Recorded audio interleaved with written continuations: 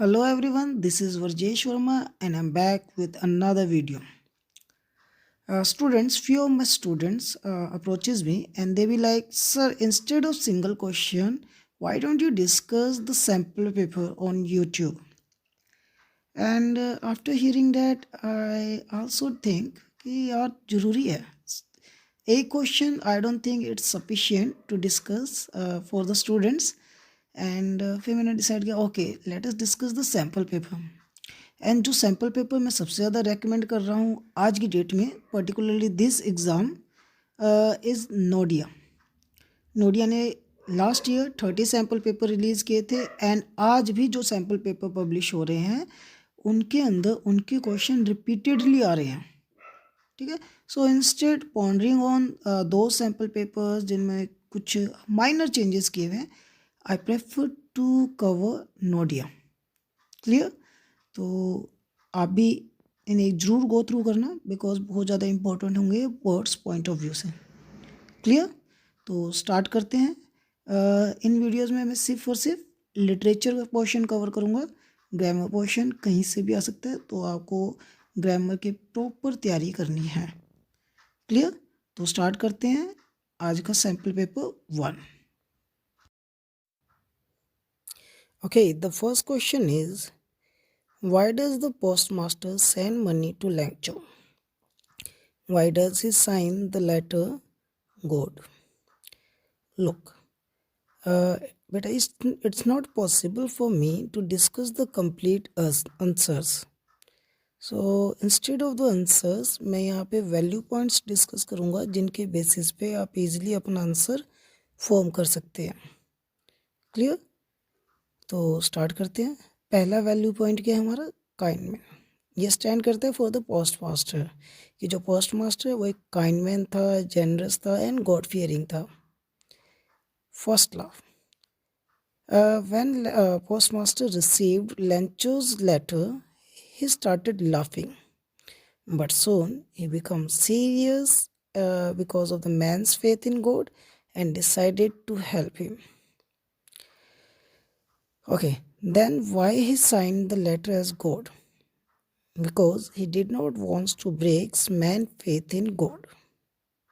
I wish समझ में आएगा किस तरह आपको वैल्यू पॉइंट्स यूज़ करने हैं. Now the second question is, what special characteristic of Mijbil did Maxwell learn after he took him to the bathroom? First thing, otter एक तरह के एक ऐसे जानवर हैं जिन्हें पसंद है पानी में रहना. जब मैक्सवेल मिचबिल को बाथरूम में लेके जाता है तो Mijbil became happy to see water and वो इमीडिएटली बाथटब में जंप मारता है and he started playing into it. He swam, splash the water. ठीक है. एंड ये सारी चीज़ें देख के मैक्सवेल को रियलाइज़ होता है. अभी तक मैक्सवेल को नहीं पता था बट नाउ ही realize that Mitch loves to play in the water. Next question is, why did Buddha ask Kisa Gotami to bring a handful of mustard seeds? Look, Gautama Buddha was a wise man. बहुत ही wise person थे. And after hearing her plea, किसा गौतमी की request सुनने के बाद ही realized, उन्हें पता चल गया था कि कितना भी सरमन आप दे दो किसा गौतमी को वो सफिशिएंट नहीं होगा बिकॉज उसे समझ ही नहीं आएगा. तो गौतम बुद्धा किसा गौतमी को टीच करना चाहते थे कि जो डेथ है वो हमारी लाइफ का एक इनएविटेबल पार्ट है एंड इसीलिए वो उसे प्रैक्टिकल एग्जाम्पल देना चाहते थे. इसीलिए वो कहते हैं कि जाओ and bring a handful of mustard seed. ठीक है. बट एक कंडीशन के साथ. कंडीशन क्या होते हैं कि सीड वहाँ से लाने हैं जिसकी फैमिली में कोई नियर एंड डियर वन आज तक नहीं मरा है. Then she went door to door, found seeds in every house. लेकिन एक भी घर नहीं मिलता जहाँ पे कोई लव वन ना गया हो, ना मरा हो. ठीक है. और फाइनली उसे रियलाइज़ हो जाता है कि जो डेथ है वो ओमनी प्रेजेंट है, हर जगह है and it is an inevitable part of our life. Clear? Question number 4. Describe the method Annie Gregory suggested in order to prove that she is loved for who she is. Look, इस poem में हमें बताया गया है कि जो love है वो दो तरह का हो सकता है। पहला स्पिरिचुअल लव या फिर हम कह सकते हैं inner love. Second physical love. Annie Gregory wanted to confirm that कि जो उसका बिलवर्ड है वो उससे जो लव करता है इट इज़ फिजिकल लव और स्पिरिचुअल लव।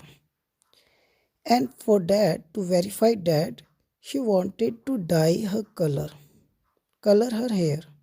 ठीक है, वो अपने हेयर को डाई करना चाहती है इनटू डिफरेंट कलर्स। क्लियर? तो ये उसका मेथड था।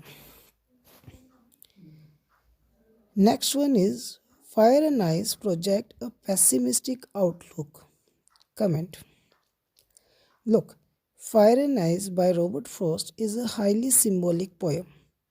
Here, जो नेचर के जो मेजर एलिमेंट्स है फायर और आइस, इन दोनों को पोइट एसोशिएट करता है विद ह्यूमन नेचर। फायर को एसोशिएट किया जा रहा है डिज़ायर से और आइस को हेटेड से। और पोइट का मानना है कि अगर ये जो वर्ड है ये पेरिश होगा तो ये किससे होगा? ये फायर और आइस से ही होगा। तो कहीं ना कहीं जो most essential elements of nature है उन्हें इस पोएम में एक पेसिमिस्टिक आउटलुक देकर प्रेजेंट किया जा रहा है।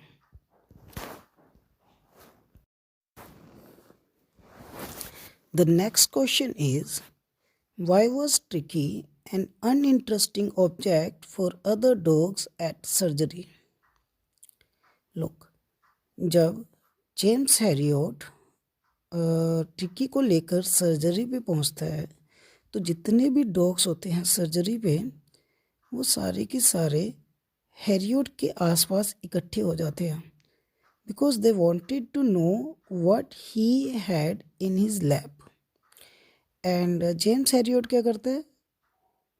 ट्रिकी को नीचे रख देता है। सभी के सभी डॉग्स आते हैं, वो उसे स्निफ करते हैं, लेकिन ट्रिकी वहाँ पे लेटा रहता है मोशनलेसली। वो सभी उसे स्निफ करते हैं और उन्हें लगता है कि वो एक अनइंटरेस्टिंग ऑब्जेक्ट है and finally they ignored him. Clear? Next question is Henry unintentionally saved Oswald's life. Briefly comment. Now, who is Henry? Henry is the waiter. जब मैक्स ऑसबल के सामने गन लेकर खड़ा था एट दैट टाइम ऑसबल एक story बनाता है ऑफ अ बालकनी। ठीक है, एंड तभी डोर पे नॉक होता है एंड ऑसबल कहता है कि मैक्स को कि since he was expecting an important document, उसने पुलिस को बोल रखा था कि तुम मेरे ऊपर नज़र रखना। एंड ये जो डोर नॉक हुआ है actually it is police.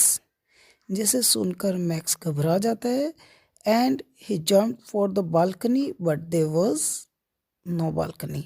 And finally Henry की हेल्प से ऑसबल अपनी लाइफ को बचा लेता है। Next question is how did the Loisel react when they realized that necklace had been lost. After losing the necklace, Mr and Mrs Loisel उसे काफ़ी ढूंढने की कोशिश करते हैं, बट जब इन्हें रियलाइज़ होता है कि नेकलेस खो चुका है, अब वो वापस नहीं मिलेगा, तो उनका क्या रिएक्शन था ये हमने यहाँ पर बताना है। तो पहली चीज़, दे बिकम अनहैप्पी, बहुत ज़्यादा अनहैप्पी थे because of the loss and they were afraid to, डरे हुए भी थे। क्यों डरे हुए थे? बिकॉज उन्हें पता था कि अगर उनकी जो फ्रेंड है मिसेस लॉयजल की, मैडम फ्रॉस्ट, उसने कंप्लेन कर दी देन डेफिनेटली उन्हें जेल जाना पड़ सकता है। एंड उन्हें ये भी पता था कि नेकलेस को रिप्लेस करना it is a very difficult task for them, but still at the end they decided to replace it with another one and for that वो बहुत सारे पैसा डेप्ट पर लेते हैं जिससे उनकी पूरी लाइफ रून हो जाती है। Clear? Now the long question. Before starting long question, remember, अगर आपको किसी भी लॉन्ग क्वेश्चन में या शॉर्ट क्वेश्चन में प्रॉब्लम है तो आप मुझे कमेंट में लिख देना, मैं उसका आंसर जो है वो वहाँ पर लिख दूँगा। ठीक है, कमेंट में आपको रिप्लाई में दे दूँगा। क्लियर? तो कोई भी डाउट होगा किसी भी क्वेश्चन पे तो आप वहाँ पे मुझे मार्क कर देना, कमेंट कर देना। ठीक है, तो स्टार्ट करते हैं। Valli was sensitive, but at the same time she was fearless and quite determined. Think of another character from your textbook, First Flight, who displayed similar character traits. Compare and contrast the lives of Valli and the other character. Okay हमें पता है कि जो वल्ली है in the chapter madam ride the bus बहुत ही ज़्यादा sensitive थी लेकिन बहुत ज़्यादा फियरलेस थी। ठीक है, कैसे पता चल रहा है? बिकॉज वो अकेले ही अपनी जर्नी को प्लान कर रहे हैं। अब हमने क्या करना है, अपनी बुक फर्स्ट फ्लाइट में वो कैरेक्टर ढूंढने हैं जिनमें वल्ली वाली क्वालिटी थी कि वो फेयरलेस थे और जो करना चाहते थे वो करके दिखाए। तो ऐसे कितने कैरेक्टर हैं हमारे पास? जहाँ तक मैंने देखा है हमारे पास ओनली 2 कैरेक्टर हैं, एक है नेल्सन मंडेला और एक एनी फ्रैंक। ठीक है, तो आपने जो ये आंसर बनाना है इन 2 कैरेक्टर को लेकर वल्ली के साथ कंपेयर करते हुए बनाना है। ठीक है, तो वैल्यू पॉइंट्स देखते हैं इनके क्या है। पहले हमने वल्ली के ऊपर बना देना है पैराग्राफ, जहाँ पे हम लिखेंगे कि वल्ली जो है ब्रेव है, उसने अपनी जर्नी को बहुत अच्छे से प्लान किया है एंड वो डरी नहीं बिल्कुल भी थ्रू आउट हर जर्नी।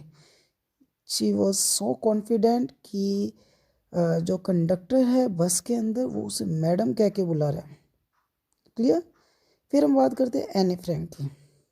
ये भी बिल्कुल नहीं डरती, पर्टिकुलरली पनिशमेंट से इन the class.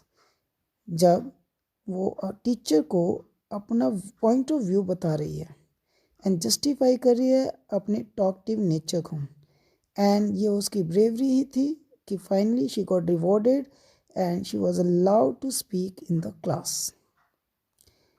Last one is Nelson Mandela. We all know about Nelson Mandela. He is a man of strong will and dedication. ठीक है, he fights for rights, particularly for the blacks, and इसने बहुत सारे sacrifices किए, कई सालों तक वो इम्प्रिजन भी रहा एंड ये सारे उसका स्ट्रगल ही था। Finally he got freedom. ठीक है, तो इस तरह हम तीनों कैरेक्टर के ऊपर इजीली आंसर फॉर्म कर सकते हैं।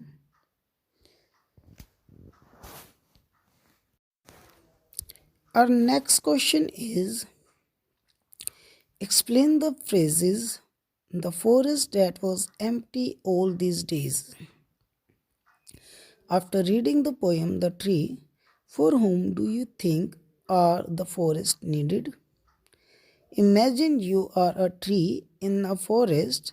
What values would you like the humans to learn from the tree?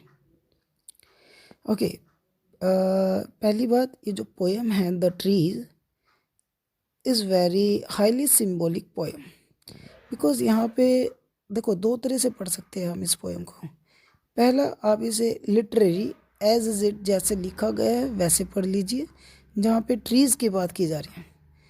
अगर आप सिंबोलिज्म को माइंड में रखते हैं देन यहाँ पे आपको पता होगा tree stands for women in the society. ठीक है, whereas the forest stands for male dominate society. ठीक है, जहाँ पर जो फीमेल्स है वो अपने आप को कन्फाइंड पा रही है in the 4 walls of a house. अगर लिटरेरी देखेंगे तो जो ट्रीज़ हैं वो अपने आप को कन्फाइंड पा रहे हैं in the 4 walls of the house.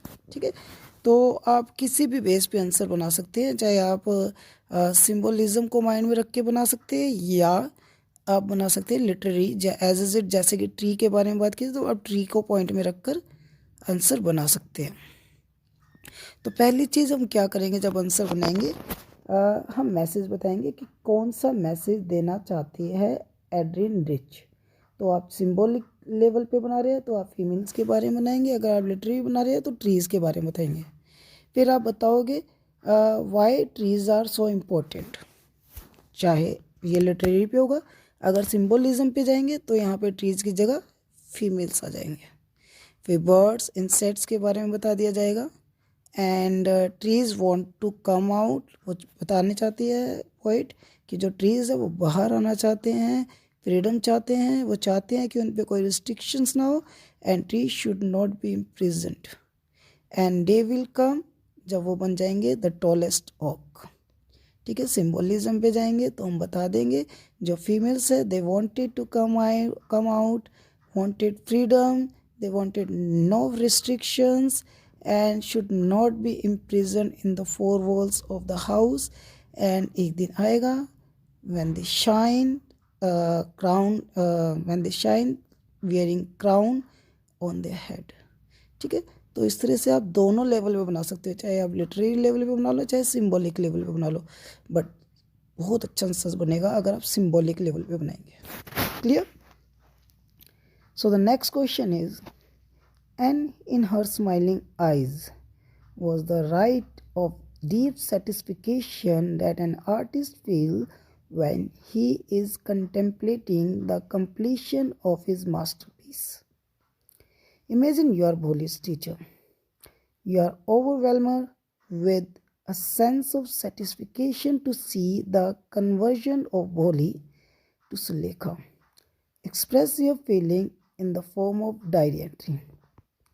तो पहली चीज़, आप जब ये आंसर बनाने जाएंगे तो आपको लेआउट आना चाहिए कि डायरी बनाते कैसे है, डायरी एंट्री। और इसके ऊपर मैं पहले एक वीडियो बना चुका हूँ, एक क्वेश्चन हमने डिस्कस किया था जो डायरी एंट्री बेस्ड था। ठीक है, तो लेआउट आप वहाँ से पिक कर सकते हैं। अब बात करते हैं कि इसमें बताने की क्या क्या डायरी में। पहली चीज़, एज अ टीचर आप अपनी फीलिंग बताएंगे, अपने इमोशंस बताएंगे कि how you feel on the success of भोली। ठीक है, एंड फिर आप बताएंगे कि किस तरह भोली एक फ्राइटेंड डरी हुई लड़की से कॉन्फिडेंट वन कैसे बन गई। और ये सारा आप कैसे बताएंगे?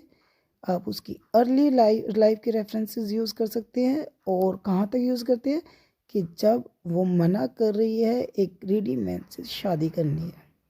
ठीक है, तो इस तरह आप अच्छा सा आंसर बना सकते हैं। अगेन, अगर आपको कोई भी आंसर ऐसा लगता है कि आप पे नहीं बनेगा, यू नीड हेल्प, तो आप कमेंट में ज़रूर लिख देना, मैं वो आंसर आपको बनाकर दे दूंगा। इनफैक्ट मेरे पास सभी बने हुए हैं। Last question, give a character sketch of Hari Singh the thief story.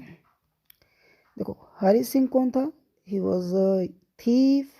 ठीक है, एक्सपीरियंस था, सक्सेसफुल था, अपने स्किल्स अच्छे थे उसके चोरी करने के, और वो भी कौन सी एज पे? At the age of 15। He believe कि नेम चेंज करना बहुत ही अच्छा होता है फॉर अ थीफ, बिकॉज अलग अलग नेम उन्हें अपॉर्चुनिटी दे देते हैं to escape. He knows how to win others confidence, उसे पता था कि दूसरे लोगों का कॉन्फिडेंस कैसे जीतना है। एंड उसने एक फिलॉसफी भी बनाई हुई थी कि डिफरेंट लोगों का क्या बिहेवियर होता है अगर उन्हें चीट किया जाए। एंड अपनी इस फिलॉसफीज़ और अपने इस टैलेंट के बेसिस पे कि वो इजीली सबका कॉन्फिडेंस को विन कर लेता है, वो अनिल से मिलता है। एंड वहाँ वो उसे फ्लैटर करता है, थोड़ी सी तारीफ़ें करते हुए, एंड फाइनली वो उसे मना लेता है कि उसे वर्क दे। एंड हालांकि अनिल को पता चल जाता है कि हरी सिंह ने झूठ बोला है, बट स्टिल वो उसकी हेल्प करता है, वो उसे टीच करता है how to cook, how to read, how to write. But at the end Hari Singh उसके पैसे लेके भाग जाता है, चोरी कर लेता है। फिर जब वो जा रहा होता है, then he realize the importance of learning, the importance of faith in one man, and finally he decided to return. ठीक है, एक क्वेश्चन भी है, अगर आप BBC बुक यूज़ करते होंगे तो वहाँ पे क्वेश्चन भी यूज़ किया गया है, love is a portent for that could transfer a habitual criminal into a law bending citizen. ठीक है, ये डिट्टो क्वेश्चन गिवन है। आप इस क्वेश्चन के भी रेफरेंस आंसर के क्वेश्चन के आंसर्स के भी रेफरेंस यहाँ पर यूज़ कर सकते हैं, जिससे ये आंसर बहुत ही अच्छा बन जाए। सो आई विश आपको आज की वीडियो से बहुत हेल्प मिली होगी। कल हम आएंगे with another sample paper. Till then, like, share and subscribe. Thank you everyone.